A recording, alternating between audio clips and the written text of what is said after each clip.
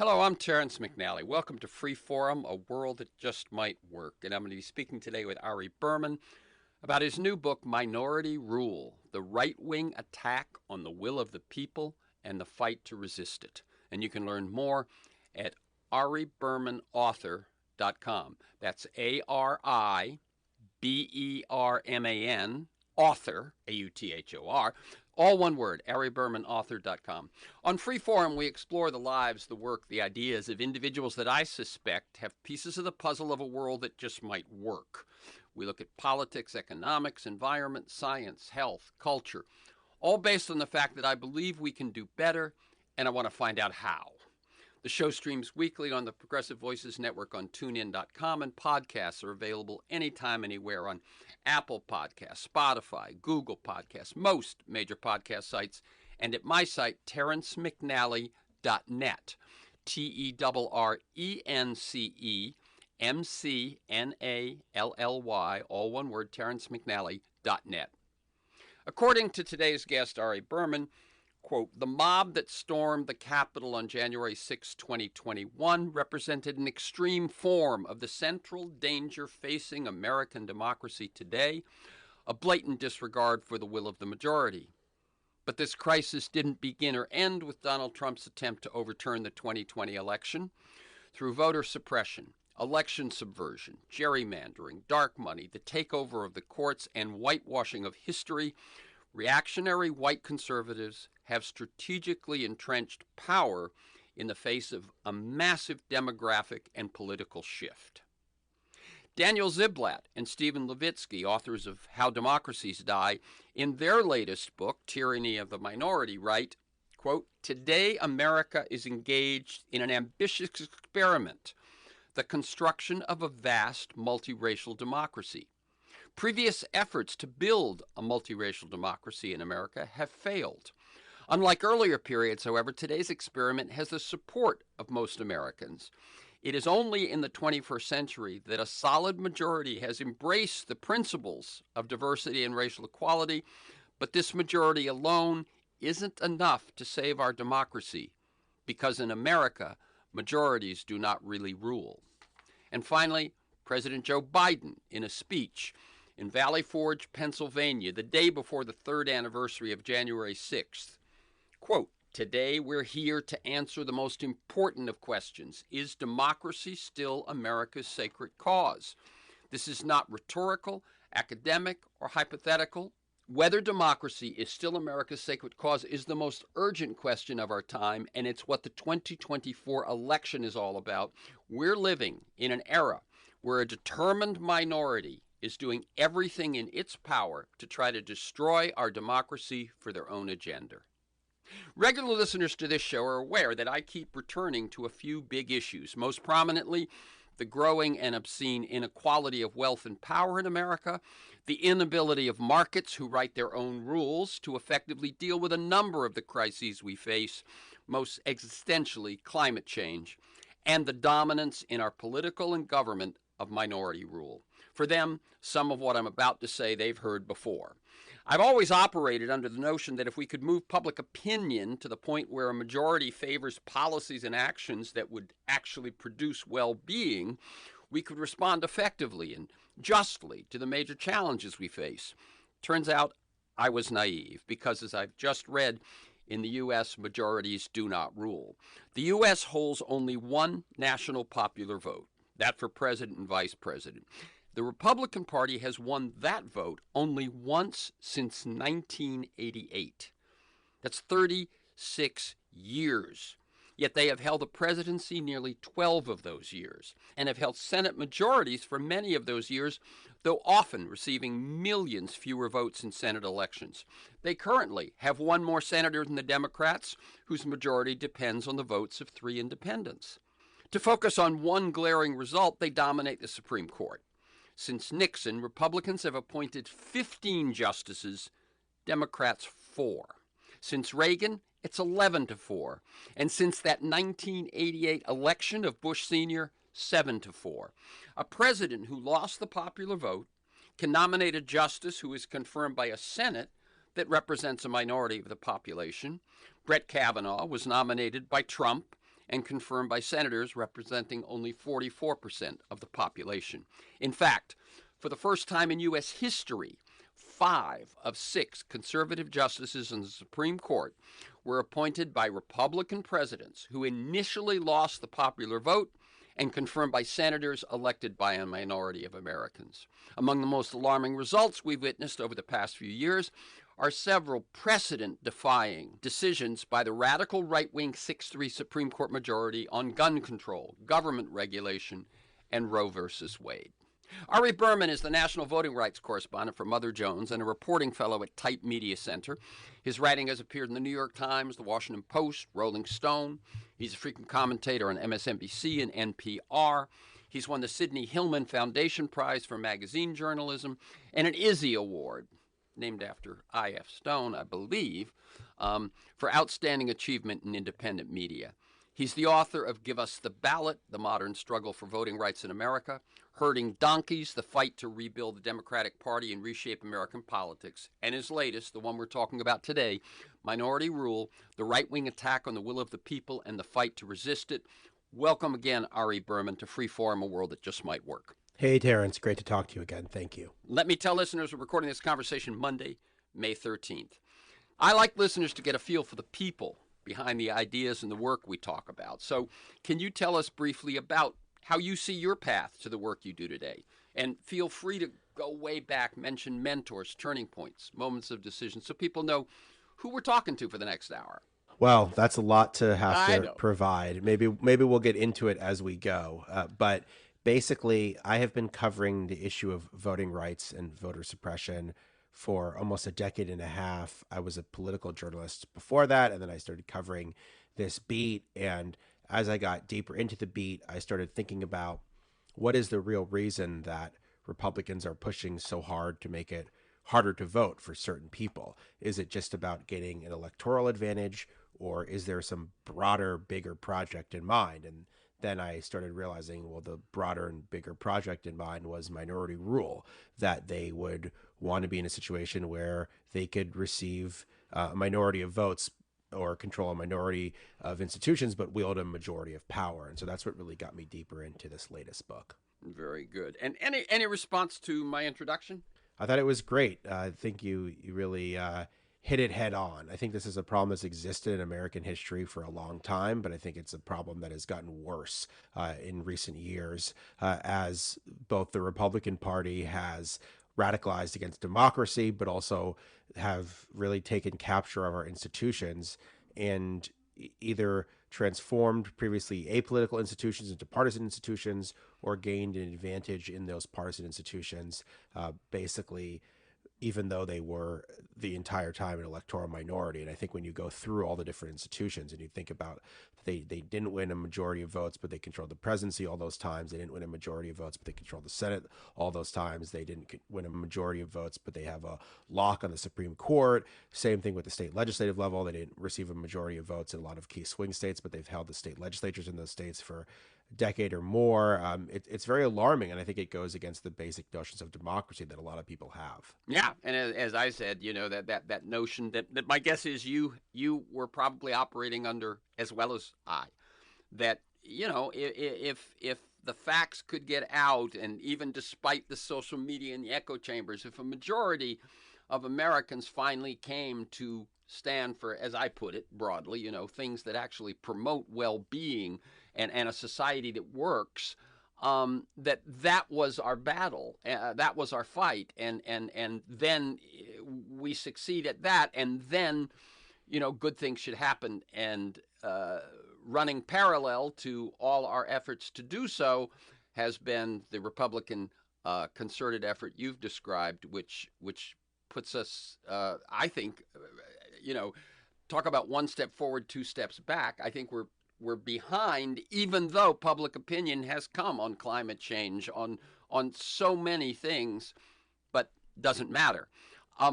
Let me ask you, you sort of framed it that it began to dawn on you and became clearer and clearer that the vote, that the issue you were focusing on, voter suppression, was just a piece of a much bigger and longer lasting campaign. And one of the things I want to point out to folks that I like about this book is the history. In other words, a lot of us, back when they used to teach civics in school, a lot of us learned about the Constitution, the founders, the framers, the checks and balances, and everything. And yet, what's going on now in Washington and in state legislatures around the country does not fit what we were taught. Um, so, my question more specifically is, how did this book happen? Was there a moment you said, well, that's what I got to write? What was the first itch you scratched? I think it was really trying to understand how Trump got elected, but not just how he got elected, but how he was able to wield so much power despite never actually receiving majority support and despite his party not really having majority support. And I think as I got deeper into the Trump presidency and realized that he had all these enablers, not just in terms of himself, but also in terms of Republicans in Congress and conservative justices on the Supreme Court and state legislatures who were radicalizing against democracy before Trump. I mean, I kind of had all this in mind, and I was sort of saying they want to get to a position where they'll rule regardless of what people think or regardless of even how people vote. And that seemed to me just to be directly at odds with how democracy is supposed to work. That whole idea laid out in the Declaration of Independence that democracy is based on the consent of the governed. And so I wanted to kind of go back and ask the question and really answer the question, how did American politics become so broken? Was it by accident or was it by design? And I realized to answer that question, I had to kind of go back all the way to the founding period and then trace essentially this push and pull between democratic and anti-democratic forces up to the present day, because it feels so new. And in many ways, we are in a new version, but we're in a new version of an old fight. And that's the kind of thing you realize when you look more at American history. Right, right. That those opportunities for exploitation of the weaknesses or the gaps or the compromises of the Constitution were always there. But in our lifetimes, the present moment is where they are being exploited with enormous resolve. I mean, things just like Mitch McConnell not allowing Merrick Garland to even be considered, and then pushing for the confirmation of Amy Coney Barrett in 8 days, things like that. Are you aware? I've talked a few times with Astra Taylor, who wrote the book "Democracy May Not Exist, but We'll Miss It When It's Gone," and the documentary "What Is Democracy?" And she pointed out to me what I think is called Plato's dilemma. And Plato felt that democracy would always lead to tyranny, that the rich always want to get richer, and the poor will eventually follow a demagogue who promises to overthrow the rich, and that will lead to tyranny. If you go back to the 1780s, it turns out this problem's been with us for a lot longer. Yeah, exactly. I can't speak to Plato. I didn't go back that far in my research, but I think it's really interesting because what you mentioned about the Constitution earlier, we are taught to venerate this document, and it is as close to a civic religion as we have in this country. And obviously, the Constitution is remarkable in a lot of different ways, but I think we're taught an oversimplified version of history. And the fact is that the Constitution was in many ways intended to make the country less democratic. And there's this major irony that our most democratic document, our most important democratic document, was intended to make the country less democratic. And the founders, when they drafted the Constitution, they were chiefly concerned with protecting the rights of themselves, with protecting the rights of white male property owners. And they wanted express security for themselves, which was a distinct minority of the country at the time. And they wrote the Constitution in large part to effectuate that. But they also believed in these democratic ideals as well. I mean, that was part of the reason they fought a war against England and the reason they drafted the Declaration of Independence, and then they gave a lot of power to these early state legislatures, but then they started to worry about the democratic experiment and feel like too much power was given to the people, and there weren't enough checks and balances, and there weren't enough institutional structures in place to make sure that the elite and the powerful were protected. And so they drafted these institutions in such a way that really cut the public out in large part from choosing the country's leaders, not just from making policy, but just in terms of choosing the country's leaders themselves. And this was pretty remarkable to realize that senators were nominated by state legislatures and confirmed by members of the House. The House was the only directly elected part of the government. The president was chosen through this complicated series of an electoral college that we still have in modified form today. Supreme Court justices and other judges were chosen by senators who were not elected by the people, picked by presidents who are not elected by the people. And so over and over and over, the people are kind of shut out of the government. And then even in terms of these democratic institutions, there's all of this horse trading, all of these compromises, all these concessions that get made. So small states get more power in the Senate, slave states get more power in the House. As a result, the small states and the slave states get more power to choose the president. The government is skewed from the very beginning, and there's this contrast between the rhetoric in the Declaration of Independence, which is very utopian, and then the reality of the structures that are created by the Constitution, which in many ways rein in democracy as opposed to encourage it. Right. A couple of things I want to dig into there. I'm actually going to ask you to go into some of the very specifics of that, of the constitutional compromises, because I learned, from your writing, some details I hadn't realized before, though I kind of knew the thrust. Right. One of the things that you point out more than once is this contrast between the Declaration of Independence and the Constitution. Some of the same people, it's the same movement in a way, but there were some things that happened between 1776 and 1787 that you suggest made them pull back.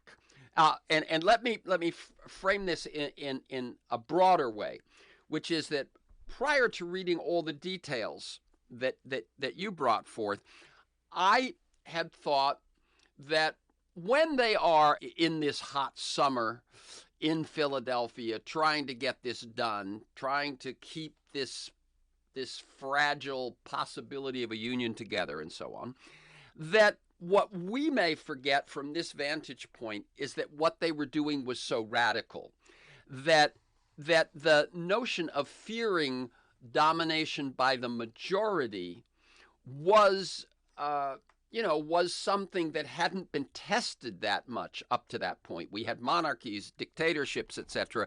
This notion of basing a government on a constitution, a representative democracy was brand new, and so I kind of understood that they were dealing against a prevailing view of the world. It's very different from ours today.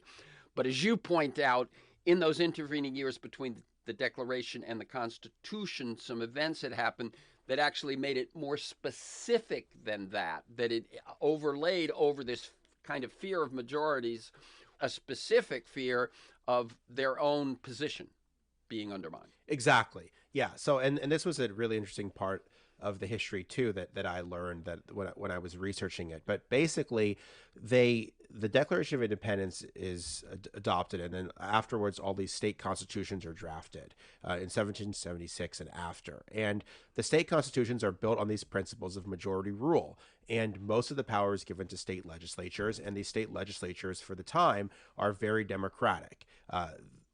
Things like property requirements are reduced for office holding. A lot of average people become politicians. There's things like annual elections, so politicians don't become career politicians. There's frequent town meetings.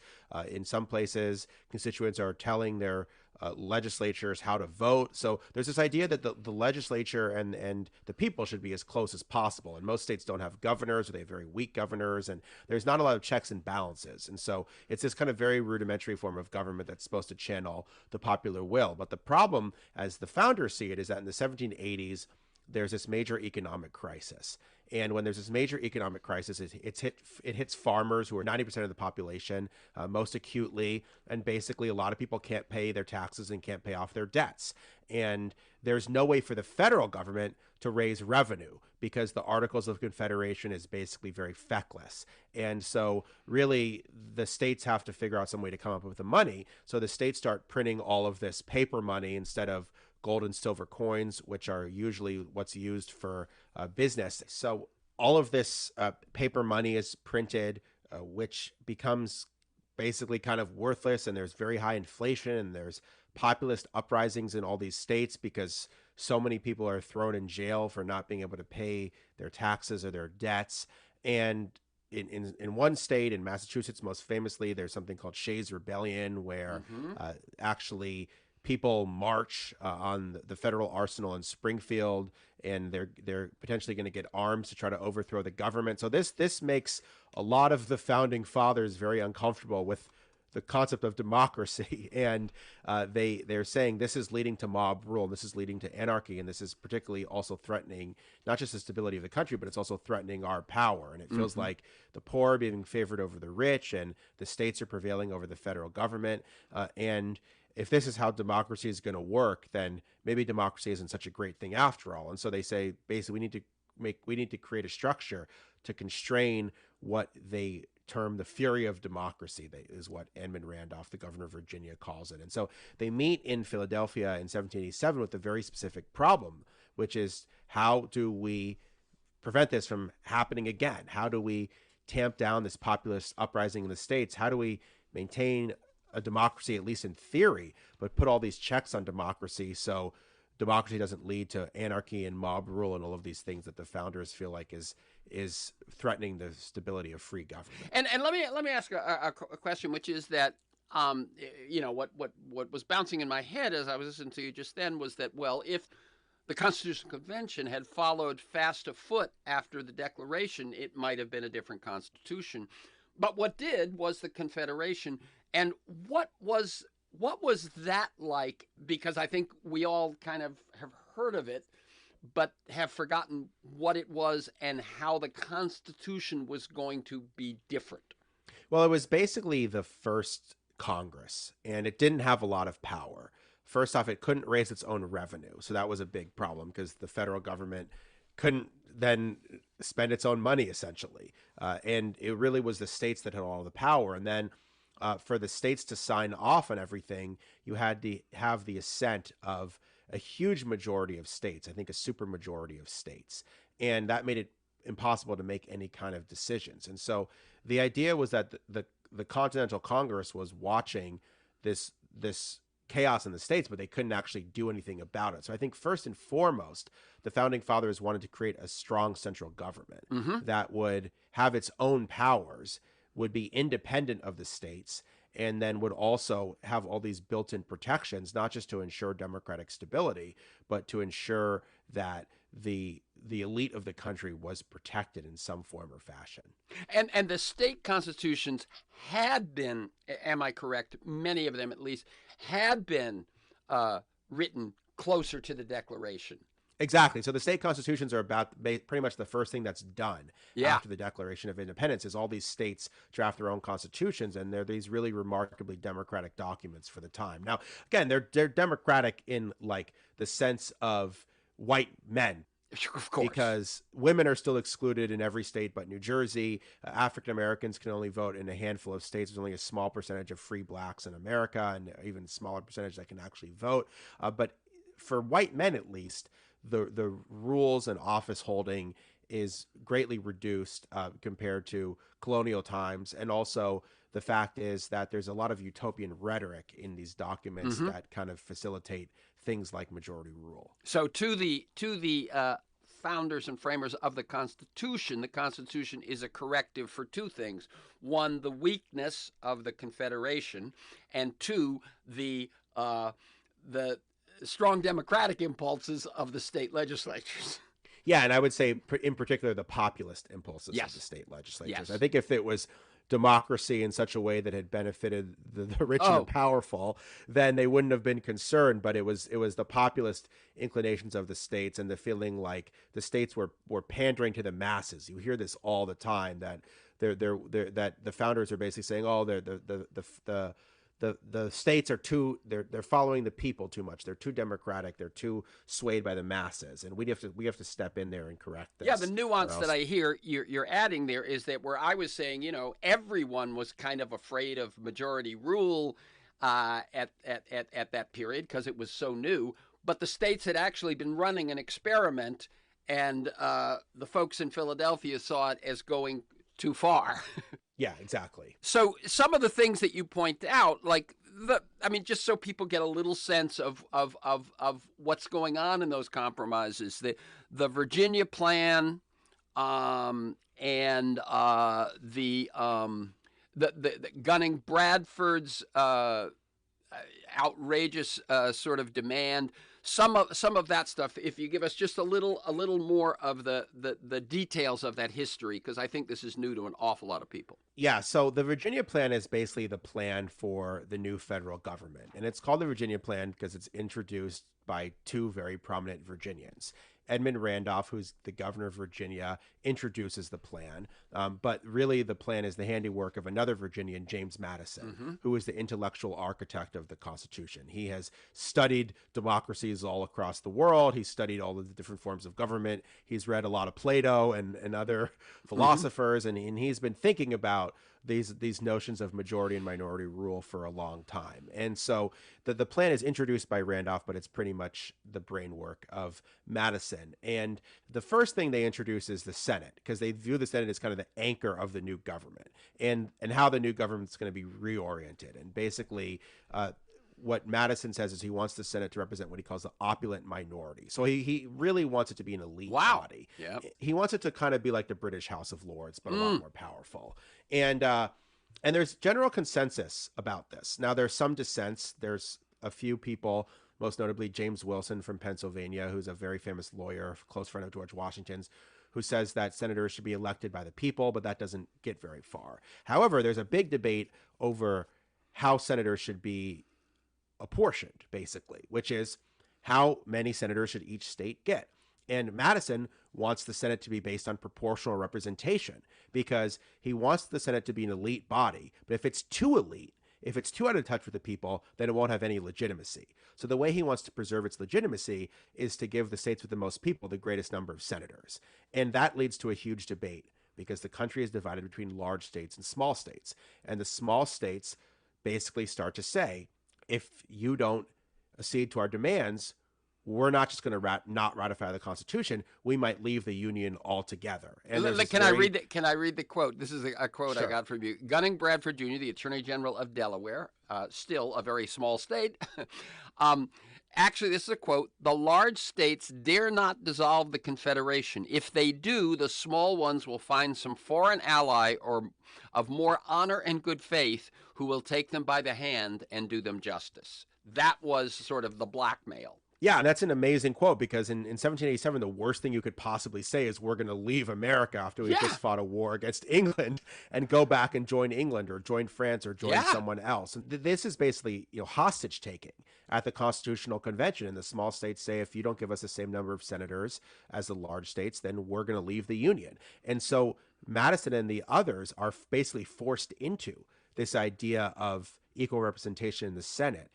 It's called the Great Compromise, but I quote two scholars of the Senate who basically say it's the Great Concession instead. And the fascinating thing is that Madison and some of the other most prominent framers are very unhappy about this. Madison is criticizing the Senate long after it's adopted in things like the Federalist Papers, and he basically says it's going to allow a more trifling minority than ever, in his words, to control the body because he saw what was going to happen. The nation was going to expand westward. It was going to admit more sparsely populated states, and those states were going to have the same number of senators, which was basically going to guarantee minority rule in the U.S. Senate. And remember, Madison has a balancing act. He wants to balance these two things. He wants specific protections for elite white minorities, but he doesn't want the entire government to be based on minority rule, or else he realizes the government won't have any legitimacy as a democracy. So he's constantly trying to balance these two things, the protection of minority rights, particularly the protection of minority rights for people like himself, because he's not really concerned with minorities as we think of them today, which is African Americans or other people, because they're totally, as you said, that opulent minority. Exactly. But he also doesn't want it to be too opulent in the sense that the government won't have any legitimacy. So basically, the first privileged minority that gets a disproportionate amount of power is the small states in the Senate. Then they start to debate what the House of Representatives should look like. And the House is really important because it's the only democratically elected part of the government.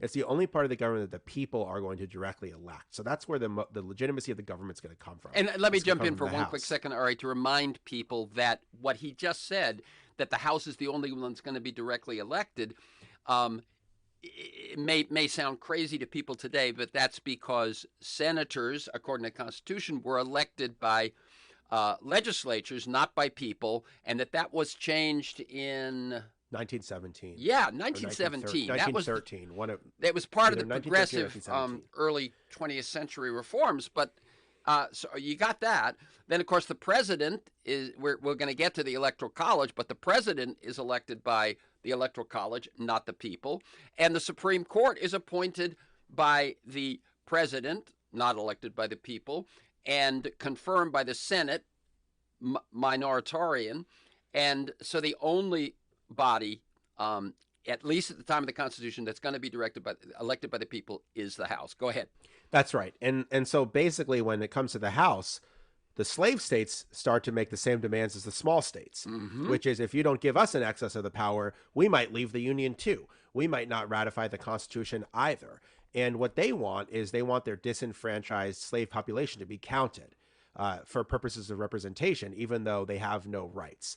Another huge debate breaks out about this, and some of the founders say that's insane. Why should they be counted? Why shouldn't we just count animals? Why shouldn't we just count land? They have no rights either, so why should we count slaves? And basically, James Wilson, who is interestingly enough is kind of the most democratic founder, he comes up with this compromise called the Three-Fifths Compromise, where essentially, again, it's not really a compromise, it's more of a concession, but basically where enslaved people are counted as 3/5 of a person for purpose of representation.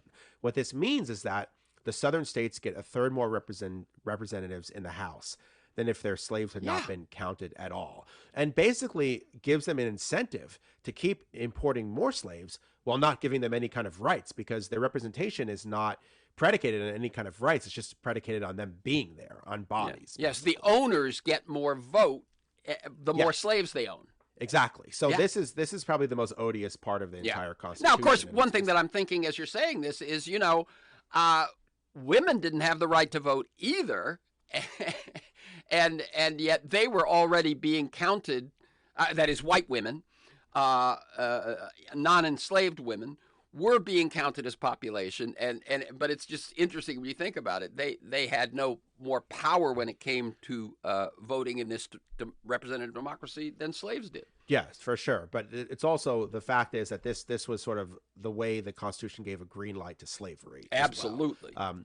And so what happens is basically the slave states have a lot more power in the House than they otherwise would have, and the small states have a lot more power in the Senate. And so when it comes to how to choose the presidency, the president's going to be based on this complicated system of electors in which the House and the Senate are both going to factor in. And so that then, of course, skews the presidency in favor of small states and slave states as well.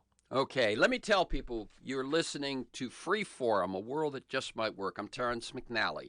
I'm speaking with ARI BERMAN about his new book, Minority Rule, The Right-Wing Attack on the Will of the People and the Fight to Resist It. And you can learn more about all of Ari's work at aribermanauthor.com.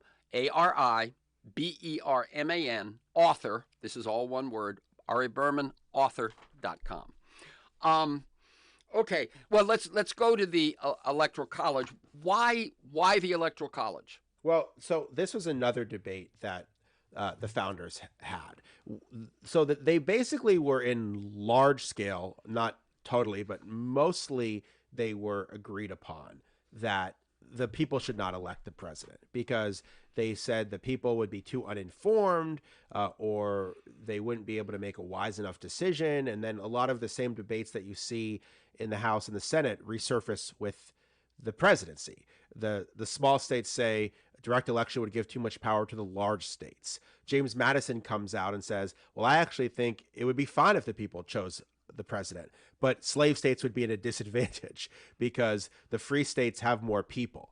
And so therefore we can't have a direct election of the president. And so there's this complicated system, again, worked out of the Electoral College, which basically says that instead of the president being appointed, let's say by the state legislatures, which is what some people wanted, or appointed directly by the two houses, we're instead going to have the states nominate these electors, and then the electors are going to choose the president.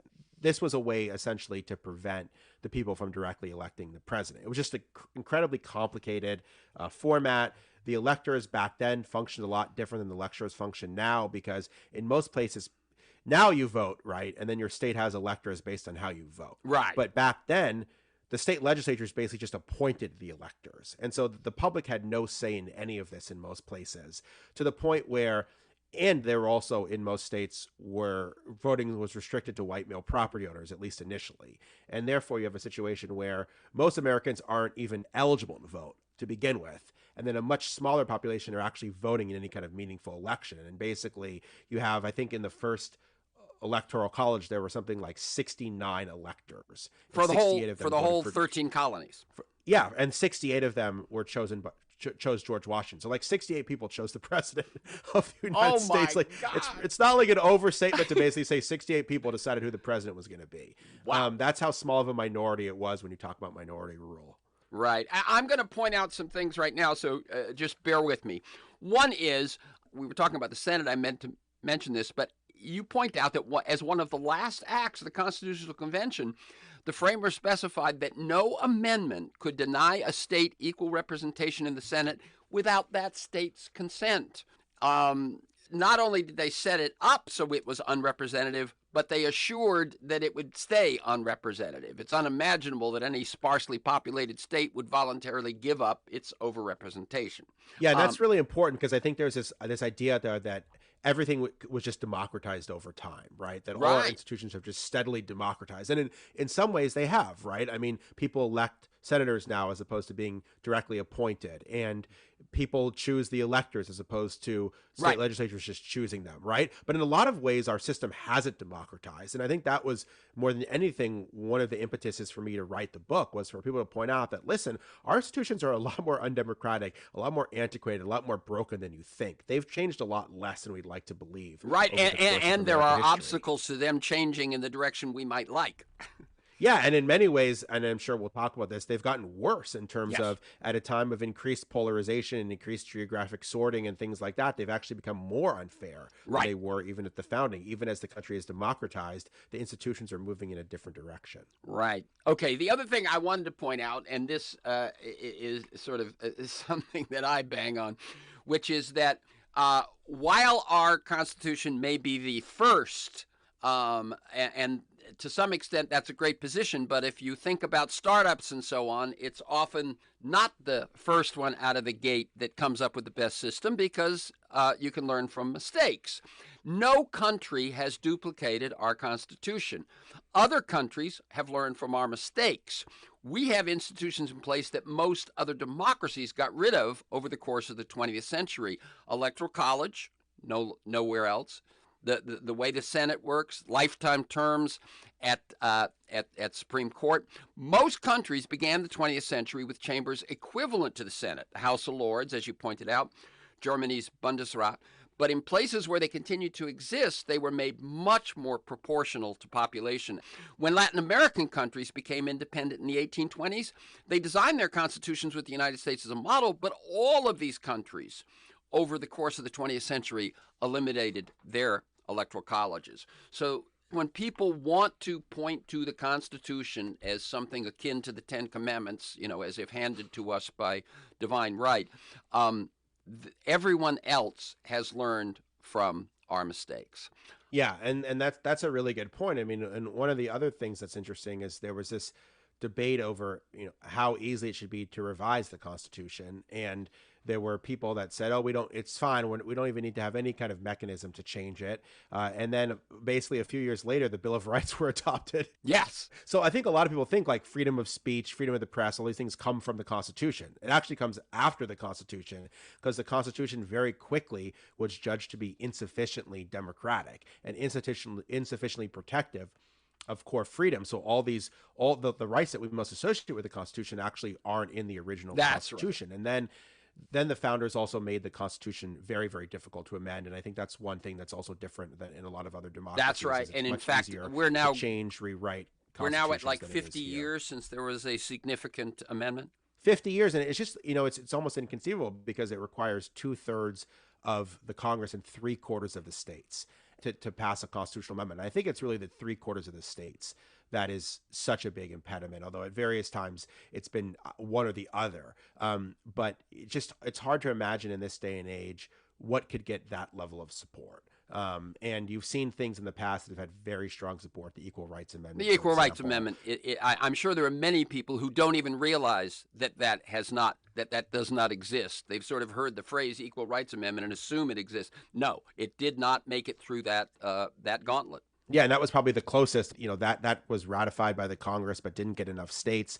Voting rights for Washington, D.C. was another constitutional amendment that had a lot of support, didn't get through. Now people aren't even really talking about these things. I mean, you hear about constitutional amendment to ban Citizens United, constitutional amendment to protect the right to vote. I think these are things that would have a lot of public support, but the idea that you would somehow get it through, it requires such a small percentage, such small minorities in terms of population to be able to thwart. I mean, you could basically have 10% of the population could essentially thwart the wishes of 90% of the population when it comes to amending the Constitution. So I think, again, that's one of those things where the idea of it is that it would foster democratic stability, but I think what it's really done is it's trapped the system in time. Yes. And it's made the political system frozen, essentially. And I think that the founders, they wanted to make it difficult, but they didn't want to make it impossible to amend the Constitution. That's right. Something which always occurs to me is this shift in perhaps less than a generation from revolutionaries willing to declare independence and found a new nation to conservatives hesitant to amend the Constitution. Yes, but they still left a mechanism in there. They still felt like it would. Well, I'm saying the generation that followed them, once we got, the Bill of Rights was a big deal, but once we got past that, it became difficult until now. It's near nigh impossible. Well, there's these different moments in history where there's major periods of amendments. One is after the Civil War, most significantly, where the 13th, 14th, and 15th Amendment are passed. Yep. When there's giant majorities in Congress of radical Republicans, partially because Confederates in the South are disenfranchised, and then the progressive era is another period, early 20th century.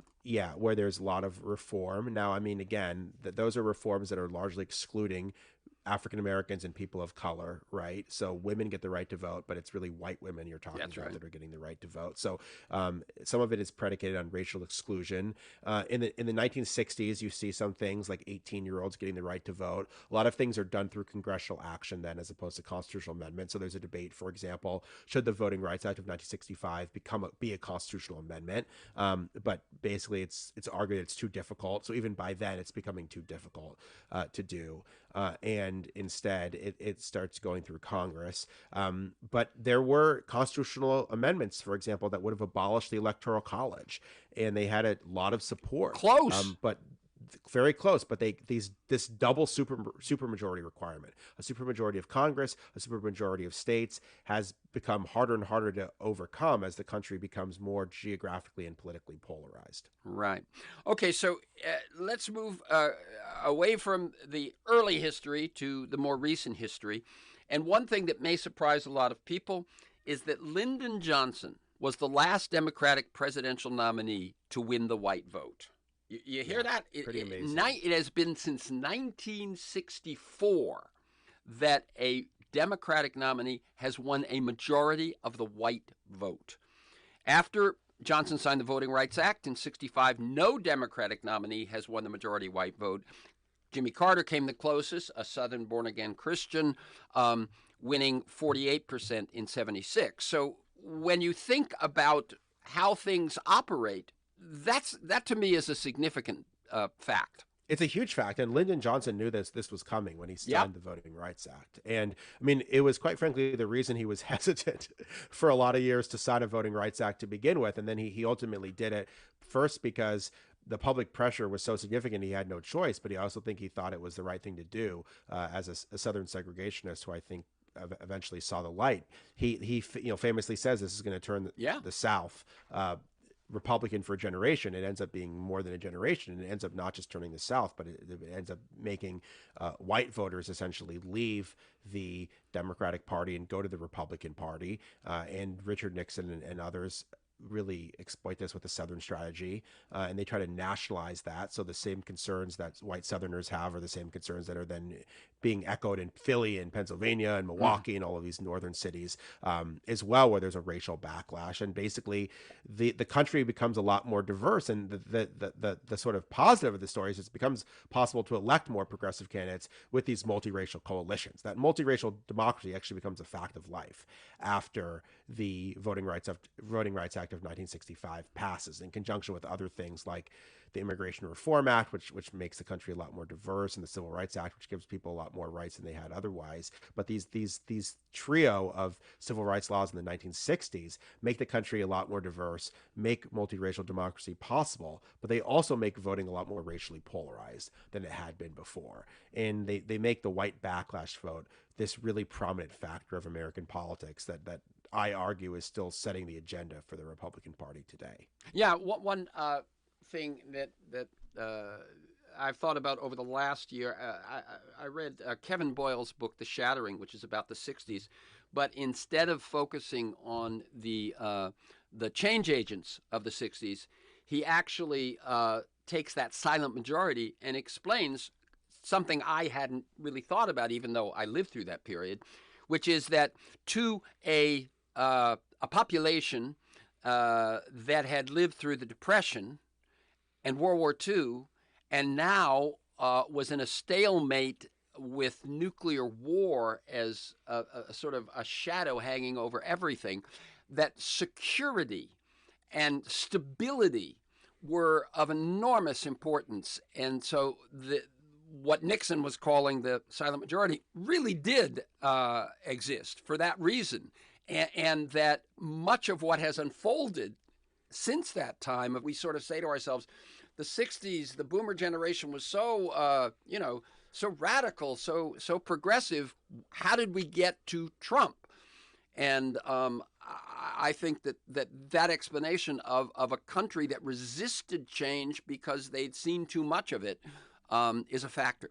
That's certainly true. And then the other thing that I look at is that the silent majority started realizing that it was becoming a minority. That's right. And that was the other major factor, I think, in terms of how we got to Trump. And that's why I write it in the book about Pat Buchanan and his presidential campaigns in the 1990s, because what Buchanan starts doing is he starts warning not just about the civil rights movement in the 1960s, but he starts warning about non-white immigration. Yeah. And basically says these two things combined, the changing shifts in power and the changing demographics, are going to lead to a future in which white people are no longer the majority. And the 1990 census is the first to predict that.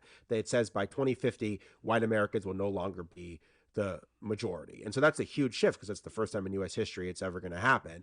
Buchanan starts warning Republicans that this is going to be a grave threat to the Republican Party, because the Republican Party has largely become the white party. Yep. And white people are coming to be the minority, and new people are getting new rights, and the country is changing. And I argue that is kind of the new frontier of the radicalization against democracy. That yes, we have these undemocratic institutions that have been around since the founders, and that's very problematic. But it's when you layer on top of it the fact that white power is declining and slipping away, that's when you have this new anti-democratic movement that says, how can we rig the institutions so that even if we're an electoral minority, we're still hold a majority of power? And I think the 1990 census is really the turning point for that. And then in a much more tangible way, the election of the first black president, because then that becomes a manifestation. Well, and okay. I would say, if you will, that I think neoliberalism and globalization that ignores the costs domestically in terms of jobs and so on. I think that when you layer that on top of the election of a black president, I believe that to the degree to which the grievances of older white males are legitimate, to that degree, their welfare was ignored or ill-served by both parties who were serving big money donors over the common good. Yeah, I mean, and that's the question, is whether if things were more fair, if things were more just, could there have been opportunity for more durable multiracial coalitions, right? I mean, that's the question. In other words, the grievance that Trump and Buchanan and all of those people play on is not just a number, it's also a feeling. Yeah, for sure. And there were some legitimate grievances there. And Buchanan was denouncing, wars abroad, and he was denouncing free trade, and he was ahead of his Yeah. time. And he was very controversial within the Republican Party for that too. But I think it also would be naive to assume there wasn't a lot of racism and nativism behind that as well. And I think the kind of Obama coalition really personifies that. That they say, okay, not only are white people becoming a minority, but we just elected a black president who was elected by this incredible multiracial coalition. And that's becoming the new normal in American politics. And so we have to do something about it. And then I argue that the Republicans basically decided to sort of double down on all these anti-democratic tactics as a response to the Obama coalition. First in the states by taking control of all these key swing states like Wisconsin and North Carolina and Ohio, et cetera, et cetera. And doing it, and doing, and if I may, and doing it in 2010 when they were about to redistrict the states based on the 2010 census. Well, it was very good timing for them to win an election. You could argue that the 2010 election ended up being a lot more consequential than the 2008 election because the 2010 census redistricting process coincided, as you say, with the census, meaning that the people that were elected in 2010 got to draw new maps. And it just so happened that there was a huge Republican wave election. And so that was the one way they started building their fortress. It wasn't the only tactic they used, but it was certainly one of the most effective tactics. And a lot of money, when Democrats weren't really paying attention, a lot of money and organizing was put in to first flip all these key states, and then also to then make sure the most gerrymandered maps were drawn as possible, both of which were relatively new because state politics had not been this big of a battleground before. And the idea is we're going to basically nullify Obama's election at the state level, and then we're going to lay the groundwork for taking back the federal government. And I argue that essentially the radicalization against democracy that happened in places like Wisconsin after 2010 helped lay the groundwork for Donald Trump. Absolutely. Because if the Republican Party hadn't already radicalized against democracy, they would not have been so supportive and yearning for this authoritarian type leader that they ended up getting in Trump. Okay, we're just about at the end. I have two questions. One question is, where do we stand in 2024? And the other is, part of your subtitle says the fight to resist this minority rule. Take your pick, or put them both together and tell me where we are right now. I'll definitely put them together. I think we're once again at this pivotal battle of race, politics, representation. I think there's these pivotal turning points in the country, and I think we're at one of those pivotal turning points right now. In some ways, it's more pivotal than ever because we're asking, are we going to be a democracy or are we going to head towards authoritarianism? And we've at different times faced that in different ways, but I think to be having that conversation in 2024 when we supposedly made all these progress is really, really chilling. I don't think we're just at one election here. I think we're at an inflection point in which a lot of our rights and freedoms could be overturned for a very long time. And I think we're at a point where minority rule could become almost irreversible if Trump were to win and then also Republicans were to control both houses of Congress and have a conservative supermajority in the Supreme Court. And as you point out, they only have to take back 2 low population state Senate seats to do that. Yeah, they only have to win West Virginia, which is basically a foregone conclusion, in Montana to be able to take back the Senate. And the staggering thing is they could only represent 42% of the country's population, but regain a majority in the Senate. And then they would just have to hold the House. Trump would win, and they would have a conservative supermajority in the Supreme Court. And I'm not sure where the checks and balances would come from in that situation because Trump has purged so many of his critics from the Republican Party already. And I think would bring in so many more authoritarian figures into the government and be so much more aggressive in his tactics than he was in 2016. So that's the kind of minority rule part of it. That the fight back of it is that there's a lot of really interesting organizing happening, particularly at the state level, to try to resist this.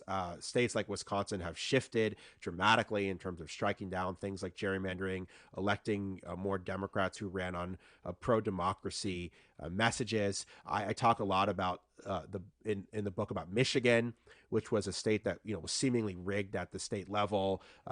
home to a very conservative government, a place where Republicans were getting a minority of votes but controlling the state legislature for the entire decade, personified by the Flint water crisis, which basically was a case study for the breakdown of government institutions and the corporate capture and greed of them. But Michigan was one of those states where organizers started putting a lot of initiatives on the ballot to expand democracy, and they were able to pass initiatives to ban partisan gerrymandering, to dramatically expand voting rights for things like automatic and election day registration, making it much easier to vote. They enshrined abortion rights in the Constitution in 2022, and the state's completely changed in terms of how democracy operates there. And I think that's really an example of how change can still happen. That while change is very difficult on the federal level, and I think we do need a long-term movement for institutional reform, a lot of really innovative things are happening at the state level. And so it's kind of the inverse of 2010 when Republicans captured the states and did all these anti-democratic things. And of course, that's still going on in lots of places. So I'm not saying that it's not happening. God, yes, yeah. But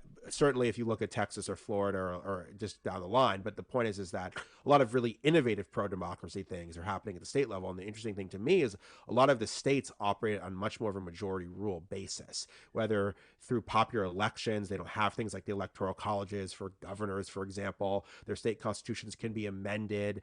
Things can change more rapidly there than they can change at the federal level. So while the federal level remains critically important, I think a lot more attention should be put in the state and local level in terms of thinking of these places once again as laboratories of democracy, and areas where reform can happen if the federal government is broken, and then try to think of a longer term movement for federal reform, but also create change where it's possible. And to me, that's where change is most possible. Right. And what's interesting is, as you point out, it's like a reverse of 2010. In other words, the Republicans saw this earlier and exploited the fact that Democrats weren't paying that much attention to the state.